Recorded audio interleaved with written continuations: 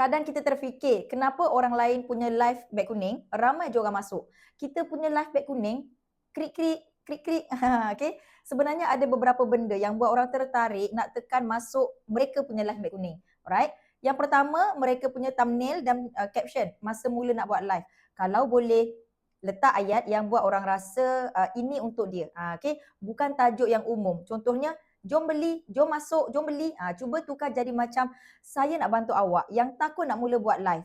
Contoh, nampak macam kecil je tapi ini yang orang akan nampak dulu sebelum dia tekan masuk kita punya live room. Okay, kedua, muka dan suara awal-awal.